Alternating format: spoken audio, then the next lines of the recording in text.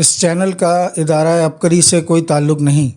اس channel پر عبقری رسالے کے مختلف مضامین پڑھ کر سنائے جائیں گے، جس کا مقصد عبقری رسالہ ایسے افراد تک پہنچانا ہے جو پڑھنا لکھنا نہیں جانتے یا خدا نخواستہ نابینا ہیں، یا ایسے افراد جن کی عبقری رسالے تک رسائی نہیں یا اپنی مصروفیات کی وجہ سے رسالہ نہیں پڑھ پاتے۔ اس چینلز پر ویڈیو سہولت کے لیے لوڈ کی جاتی ہیں تاکہ آپ سب کو جو پڑھ نہیں سکتے، جن کو مشکلات ہیں، ان کے لیے آسانی ہو۔ تو برائے مہربانی کمنٹ میں ضرور بتائیں کہ آپ لوگوں کو فائدہ ہو رہا ہے یا نہیں۔ اللہ تعالی ہم سب کو خیر بانٹنے کی توفیق عطا فرمائے، آمین۔ بسم اللہ الرحمن الرحیم۔ اللہم صلی علی محمد کما تحب و ترضی لہ۔ قرآن پاک کی تلاوت، ادب و عظمت کے حیران کن سچے معجزانہ واقعات مسلسل عبقری رسالے میں شائع ہو رہے۔ قارئین، اگر آپ کے تجربے اور مشاہدے میں بھی کوئی ایسا واقعہ ہے تو ضرور لکھیں، نوک پلک ہم خود سنوار لیں گے۔ یہ ایسا صدقہ جاریہ ہے جو آپ کی نسلیں سنوار دے گا۔ رب سے ہم کلام ہونے کے انوکھے تجربات۔ یہ مضمون طلعت جبین کراچی سے تحریر کیا ہے۔ قرآن کریم اللہ رب العزت کا وہ عظیم کلام ہے جو اس نے اپنے بندوں کی رہنمائی کے لیے نازل فرمایا۔ یہ صرف ایک کتاب نہیں بلکہ خالق کائنات کا اپنے بندوں سے گفتگو کا ذریعہ ہے۔ میرا شروع سے یہ معمول رہا کہ جب بھی زندگی میں کوئی امتحان آیا، میں نے قرآن کریم کی تلاوت اسی یقین کے ساتھ کی کہ میرا رب مجھ سے ہم کلام ہے۔ یہی احساس دل کو سکون بخشتا رہا اور ہر مشکل میں راہ نجات دکھاتا رہا۔ شیطانی وار اور روحانی ڈھال۔ مجھے شروع سے قرآن کریم سے گہرا لگاؤ ہے۔ میرا دل چاہتا ہے کہ میں ہر وقت اس کی تلاوت کرتی رہوں۔ زمانہ طالب علمی میں کالج اور یونیورسٹی جیسے آزاد ماحول میں بھی قرآن پاک کی برکت نے مجھے گمراہی سے بچائے رکھا۔ گھر میں پردے کا رواج نہیں تھا، لیکن میں نے ہمت کر کے شرعی پردہ شروع کیا۔ بعض رشتہ دار ناراض ہوئے مگر میں نے پرواہ نہ کی۔ حدیث کا مفہوم ہے، جو شخص قرآن میں مشغول ہو جائے، اللہ تعالیٰ اس کی بے طلب حاجتیں بھی پوری فرما دیتے ہیں۔ اس بات کا میں نے تجربہ کیا اور 100% درست پایا۔ بچپن میں لاڈ پیار کی وجہ سے بہت سی غیر ضروری آزادیوں کے باوجود گمراہ ہونے کے بجائے اللہ نے قرآن پاک کی برکت سے ہمیشہ میری حفاظت فرمائی اور دعائیں قبول کیں۔ تعلیم مکمل ہونے کے بعد میری شادی طے ہوئی، مگر کچھ ایسی ناگزیر وجوہات اور مسائل تھے جس وجہ سے مجھے کسی چیز میں خوشی محسوس نہیں ہو رہی تھی۔ میں بے چین اور گم سم رہنے لگی، جس پر گھر والے پریشان تھے۔ ایک درویش سے ملاقات ہوئی تو انہوں نے بتایا کہ آپ پر سخت جادو کیا گیا تھا، لیکن قرآن پاک کی مسلسل تلاوت کی برکت سے وہ اثر نہیں کر سکا، اسی لیے نقصان کی بجائے صرف کچھ بے چینی کی کیفیت رہی۔ ایسا سہارا جس نے کبھی ساتھ نہ چھوڑا۔ شادی کے 3 سال بعد جب میرا بیٹا پیدا ہونے والا تھا، اس سے پچھلی رات بے پناہ اضطراب کی گزری۔ بے چینی ایسی کہ جو بعید از بیان ہے۔ دل میں عجیب قسم کا خوف اور ذہنی پریشانی بڑھتی جا رہی تھی۔ عجیب قسم کے وساوس آ رہے تھے جن کی وجہ سے سخت اذیت کا شکار تھی۔ فجر کے بعد قرآن پاک کی تلاوت اس نیت سے کرنے لگی کہ اللہ کریم ان معاملات میں میرے لیے آسانی پیدا فرمائیں گے، مجھ سے بات فرمائیں گے۔ تلاوت کرتے کرتے آیت الکرسی تک پہنچی اور اس سے اگلی آیت مبارکہ جس میں اللہ پاک فرماتے ہیں، مفہوم ہے کہ جس نے اللہ کا سہارا تھاما اس نے ایسا مضبوط سہارا تھام لیا کہ جو کبھی ٹوٹنے کا نہیں۔ سورہ بقرہ آیت نمبر 256۔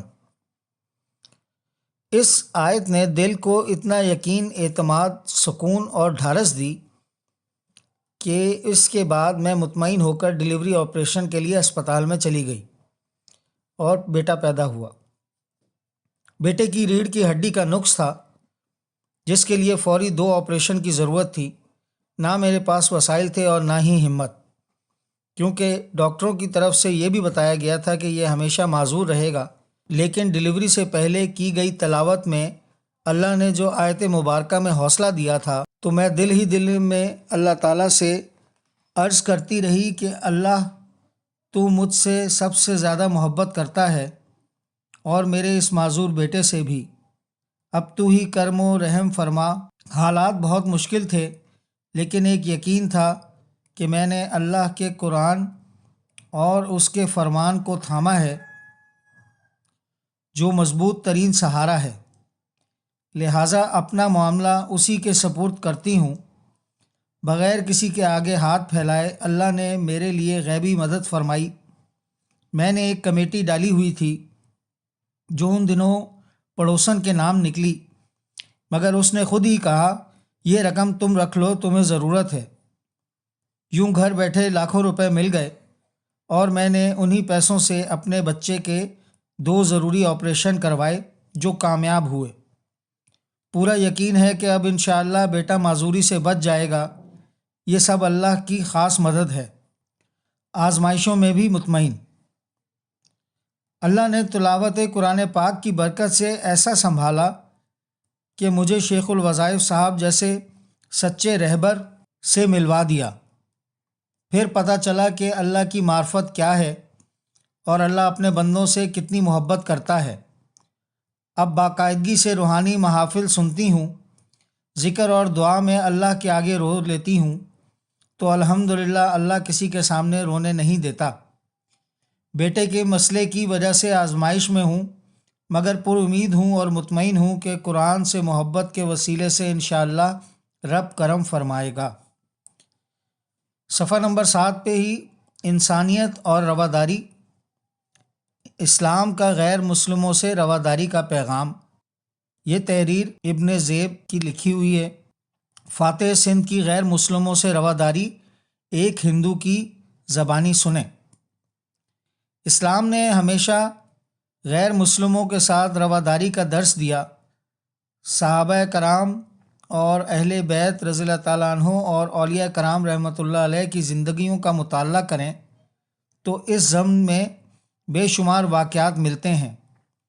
اسلامی ریاستوں کے بادشاہوں نے بھی اس بات کا مکمل لحاظ رکھا، جس وجہ سے بر صغیر میں تا دیر ان کی حکومت قائم رہی۔ جواں سال محمد بن قاسم پہلا مسلمان حکمران ہے جس نے سب سے پہلے سرزمین ہند پر قدم رکھا تھا۔ انہوں نے راجہ داہر کو اس کی بے عہدی اور وعدہ خلافی کی وجہ سے جنگ کے میدان میں شکست دی، اور جب ہزیمت کا کشکول اس کے ہاتھوں میں تھما کر سندھ میں تخت نشین ہوا تو یہاں ہندوؤں کے ساتھ روادارانہ اور دوستانہ تعلقات کا ایک خوشگوار اور قابل رشک تصور پیش کیا۔ جمہوریت ان کے طرز حکومت کا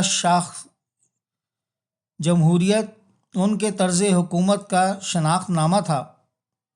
ان کے عہد حکومت میں ہندوؤں سمیت ہر مذہب کے رہنے والوں کو پوری مذہبی آزادی دی گئی، کسی سے مذہب اور سماج کی بنیاد پر تعرض نہیں کیا جاتا تھا۔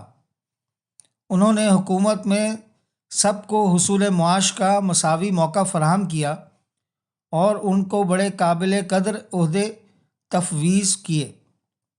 ایک غیر مسلم ان کے دور حکومت میں وزارت اعلیٰ کے قابل قدر عہدے پر فائز تھا۔ مسٹر چونی لال نے اپنے تحقیقی مضمون میں حقیقت کی نقاب کشائی کرتے ہوئے لکھا ہے، محمد بن قاسم ہندوؤں کی سوشل اور مذہبی رسومات و اعتقادات کی عزت کرتا تھا، ہندوؤں کی سماجی اور مذہبی اداروں اور عبادات میں کوئی مداخلت نہیں کرتا تھا۔ صفحہ نمبر 8 پر ڈپریشن، ٹینشن، مصروفیت، چھٹی لیں، ماحول بدلیں، رزلٹ پائیں۔ آج کل کی مصروف زندگی میں 8 گھنٹے کی نیند کس کو میسر ہے، لیکن رات کی بھرپور نیند کے بعد صبح ہی تھکن کا احساس، یقیناً یہ ہمارے معاملات زندگی میں کہیں سخت نوعیت کی بے ترتیبی کی علامت ہے۔ دن بھر کام کاج میں مصروف رہنے اور تھکاوٹ کے بعد پرسکون نیند کو توانائی کے حصول کا بنیادی ذریعہ سمجھا جاتا ہے، مگر صرف اس صورت میں جب ہمارے زندگی کے دیگر معاملات بھی درست انداز میں جاری رہیں۔ یہ خرابی ہماری بعض غیر صحت مندانہ عادات یا رویوں کی وجہ سے بھی ہو سکتی ہے۔ نہایت سادہ سا معمول عدم تناسب کا شکار ہو کر بڑی خرابی پیدا کر سکتا ہے۔ اس کی درستگی کے لیے آپ کو اپنے معمولات کا ایک جائزہ لینا ہوگا۔ زیادہ سے زیادہ پانی پئیں۔ ماہرین خوراک کا کہنا ہے کہ مرطوب موسم میں بھی معمولی سی پانی کی کمی بھی دل کے عضلات پر اثر انداز ہوتی ہے، جس کے باعث آپ سخت محنت کے باوجود متاثر کن کارکردگی کا مظاہرہ نہیں کر پاتے۔ مناسب وقفے سے پانی پینا اپنی عادت بنائیں۔ پانی صرف اس وقت نہیں پینا چاہیے جب پیاس لگے، بلکہ نظم و ضبط کے ساتھ وقفے وقفے سے پینا چاہیے۔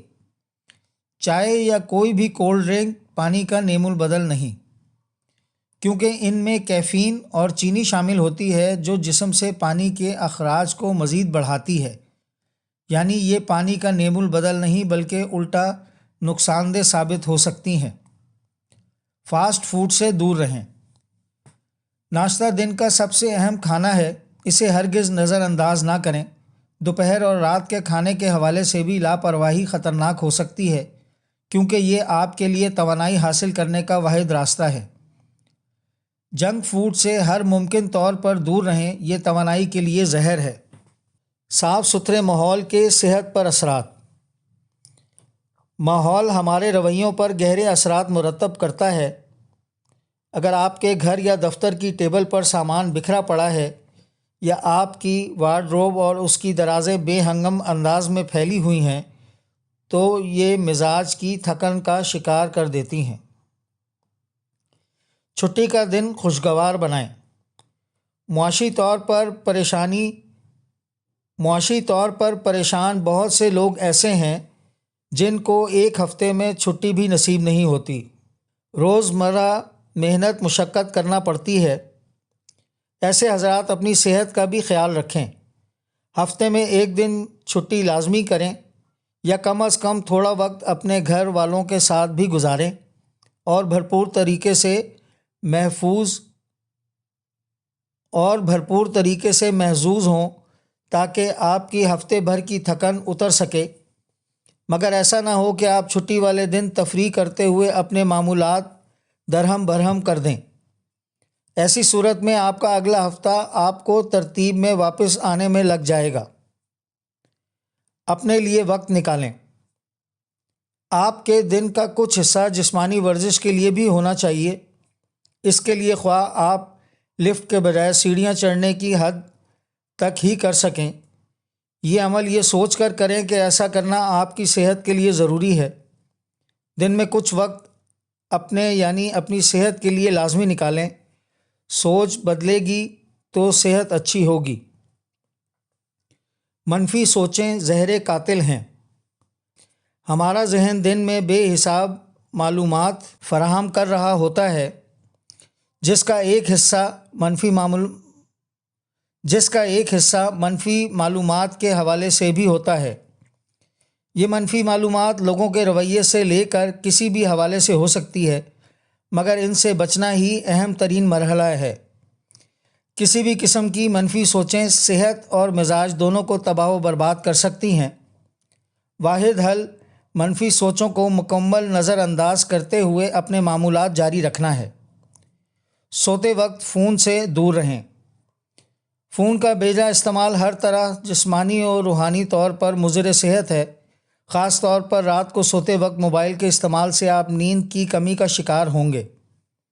آرام کے طور پر مکمل طور پر آرام ہی کرنا چاہیے۔ دوسری صورت میں اسمارٹ فون پر سوشل میڈیا، سائنس یا گیمز آپ کی توانائیوں کو نچوڑ لیں گی اور آپ شدید قسم کی اینگزائٹی کا شکار ہو جائیں گے۔ وعدہ خلافی نہ کریں۔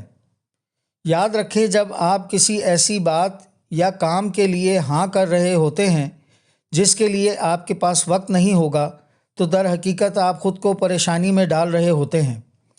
یہ وعدہ خلافی آپ کے ذہن کو پریشان کر رہی ہوتی ہے، اس سے ہر ممکن طور پر اجتناب کریں۔ معاملات مکمل کریں۔ ممکن ہے آپ کا خیال ہو کہ آپ کو اپنے کسی فیملی ممبر یا دوست سے ہونے والی بحث یا تنازع کی کوئی پرواہ نہیں ہے، مگر ایسے کسی معاملے کو التوا میں نہ رکھیں، بلکہ بات کر کے کسی سمجھوتے پر پہنچ جائیں، ورنہ ایسے مسائل آپ کی توانائی کو گھن کی طرح کھا جاتے ہیں۔ لاپرواہی مناسب نہیں ہوتی۔ سیدہ بسمہ کتب لاہور سے تحریر کرتی ہیں، آدھے سر کا درد، نمک کی ڈلی علاج۔ محترم شیخ الوظائف، السلام علیکم۔ اللہ تعالیٰ آپ کو اور آپ کی نسلوں کو دنیا اور آخرت کی تمام خیریں اور برکتیں عطا فرمائے، آمین۔ عبقری رسالہ میں پڑھا کہ جو نعمتیں اور بھلائیاں آپ کو ملی ہیں انہیں صرف خود تک محدود نہ رکھیں، بلکہ مخلوق خدا تک پہنچا کر ان کی دعائیں لینے اور صدقہ جاریہ کا ذریعہ بنیں۔ تو آج ٹوٹے پھوٹے لفظوں کا سہارا لے کر آزمودہ نسخے لکھ رہی ہوں، جو کہ سالہ سال سے ہمارے خاندان میں چلے آ رہے ہیں۔ کان کے مرض کے لیے دلچسپ ٹوٹکا۔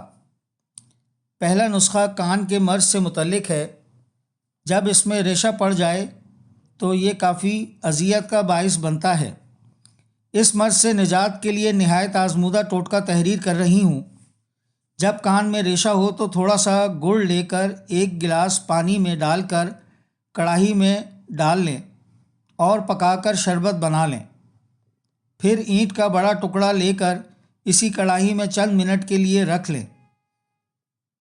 اب بستر پر لیٹ کر اس اینٹ کے ٹکڑے کو متاثرہ کان کے اوپر رکھ دیں اور اس اینٹ پر گڑ کا شربت اس طریقے سے ڈالتے جائیں کہ کان کے اندر نہ جائے، لیکن شربت کا دھواں متاثرہ کان کے اندر پہنچ جائے۔ اس کے بعد کان کو لپیٹ لیں تاکہ ہوا نہ لگے۔ آج سے تقریباً 40 سال پہلے اس مرض کا شکار ہوئی، جبکہ ریشہ پھیل کر میرے گل پھڑوں تک آ چکا تھا۔ تب تو زیادہ تر علاج ٹوٹکوں سے ہی ہوتے تھے، ایسے امراض کے اسپیشلسٹ ڈاکٹر بھی زیادہ موجود نہ تھے۔ اس وقت یہ نسخہ میری والدہ نے مجھ پر آزمایا تھا۔ الحمدللہ آج تک دوبارہ یہ مسئلہ نہ ہوا۔ درد شقیقہ کا نمک سے علاج۔ جب کبھی آدھا سر درد ہو یعنی درد شقیقہ کا مسئلہ ہو تو ایک برتن میں کالے نمک کی ڈلی لے کر تھوڑا تھوڑا پانی بار بار نمک پر ڈال کر چھڑکتے جائیں۔ جب 100 بار ہو جائے تو اس کے بعد پانی ڈالیں۔ اب اس پانی کو اگر دائیں طرف درد ہو رہا تو بائیں ناک کے نتھرے میں چند قطرے ڈال دیں، اگر بائیں طرف ہو تو دائیں طرف ڈال دیں۔ چند بار یہ نسخہ استعمال کریں، ہمیشہ کے لیے آدھے سر درد سے نجات مل جائے گی انشاءاللہ۔ یہ بہت پرانا آزمودہ نسخہ ہے۔ ابھی چند ماہ پہلے بھی کسی عزیز نے درد شقیقہ کے مرض سے متعلق بتایا تو انہیں یہی استعمال کرنے کا مشورہ دیا۔ الحمدللہ انہیں بھی اللہ پاک نے شفا دی۔ آپ سچے جذبوں والے، ہمارے ہمدرد اور ہمیں سیدھی راہیں دکھانے والے ہیں۔ اللہ تعالیٰ آپ کا سایہ ہمارے سروں پر سدا سلامت رکھے تاکہ ہم اور ہماری نسلیں فیض یاب ہوتی رہیں، آمین۔ صفحہ نمبر 9۔ جلدی بیماریاں۔ لیموں کا رس 12 ملی لیٹر، ارک گلاب 25 ملی لیٹر، چنبیلی کا تیل 35 ملی لیٹر، تمام اشیاء کو ملا کر ایک بوتل میں رکھ لیں اور خارش کی جگہ پر لگائیں۔ خارش کے لیے یہ نسخہ صفحہ نمبر 9 کے اوپر تحریر کیا گیا جو آپ کی خدمت میں پیش کیا گیا۔ آئیے صفحہ 9 کے ایک مضمون، دوا نہیں سبز چائے لو، لمبی جوانی کا لاجواب نسخہ۔ ڈاکٹر انجم محمود لاہور سے تحریر کرتے ہیں، قدرت جب بھی انسان پر مہربان ہوتی ہے مختلف نعمتوں کا حصول اس کے لیے ممکن بنا دیتی ہے۔ ایک تحقیق کے مطابق ایسا ہی ایک واقعہ آج سے ہزاروں سال پہلے سن 2737 قبل عیسوی میں چین میں پیش آیا، جس کے مطابق اس دور کے بادشاہ شی ننگ کے لیے پینے کے لیے پانی ابالا گیا۔ اتفاق سے قریب موجود سبز چائے نامی ایک پودے کی کچھ پتیاں ہوا سے اڑ کر پانی میں شامل ہو گئیں۔ یہ پانی پی لینے کے بعد وقت کے بادشاہ نے فوری طور پر تناؤ زدہ جسم میں سکون محسوس کیا۔ اسے پریشانی اور بے چینی سے نجات ملی۔ جسمانی توانائی ایک دم بحال ہو گئی، ذہنی یکسوئی میں اضافہ اور قوت فیصلہ بڑھی۔ اس خوشگوار تجربے کے بعد چین میں سبز چائے کے استعمال کو خوراک میں بنیادی اہمیت حاصل ہو گئی۔ وقت کے ساتھ ساتھ انسانی شعور میں اس کی افادیت مزید اجاگر ہوتی چلی گئی۔ دوا نہیں سبز چائے لو، مشہور چینی کہاوت۔ جدید تحقیقات کے بعد سبز چائے کے بے شمار فوائد سے مزید آگاہی ہوئی۔ اب تو سبز چائے کا استعمال تقریباً ساری دنیا ہی میں ہوتا ہے۔ ایک بین الاقوامی جائزے کے مطابق پانی کے بعد یہ سب سے زیادہ استعمال ہونے والا مشروب ہے۔ مشہور چینی کہاوت ہے، بیماری کے لیے دوا کی جگہ سبز چائے لو۔ لمبی جوانی کا راز۔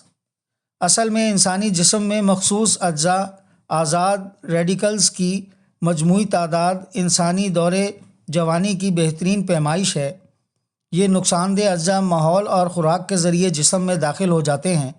ان اجزاء کی مقدار زیادہ ہونے کی وجہ سے جینیاتی مادے یعنی ڈی این اے کی تباہی کا باعث بننے لگتی ہے اور بڑھاپے کا عمل شروع ہو جاتا ہے اور دماغی کمزوری بھی بڑھنے لگتی ہے۔ سبز چائے کے خشک پتوں میں 7380 ملی گرام فی 100 گرام موجود اجزاء عمر بڑھنے کے عمل کو 63% تک سست کر سکتے ہیں، جس کی بنا پر زیادہ عرصے تک جوان رہا جا سکتا ہے۔ صحت کے حوالے سے ہمارے معاشرے میں یہ تصور پایا جاتا ہے کہ اچھی صحت کی ضمانت دیر پا جوانی اور دور از بڑھاپا ہوتا ہے۔ حالیہ تحقیقات کے مطابق سبز چائے اس امتحان پر پوری اترتی ہے۔ وائٹامن کی اضافی غذائیت۔ امریکن کیمیکل سوسائٹی کی سالانہ تقریب میں مندرجہ بالا تحقیق کو سامنے لایا گیا، جس میں بتایا گیا کہ سبز چائے کی غذائی اہمیت وائٹامن ای سے 25% زیادہ اور وائٹامن سی سے 100% زیادہ ہے۔ ایک کپ سبز چائے میں وائٹامن سی کی مقدار 1 کینو سے زیادہ ہوتی ہے۔ اس چائے میں وائٹامن بی بھی پایا جاتا ہے، جو عمر بڑھنے کے عمل کو سست رکھنے میں مدد دیتا ہے۔ کینساس یونیورسٹی کے محققین کی بھی یہی رائے ہے۔ دل کے دورے سے یقینی نجات۔ آزاد ریڈیکلز انسانی دل اور شریانوں پر اس طرح اثر انداز ہوتے ہیں کہ خون کی شریانیں سکڑنے لگتی ہیں۔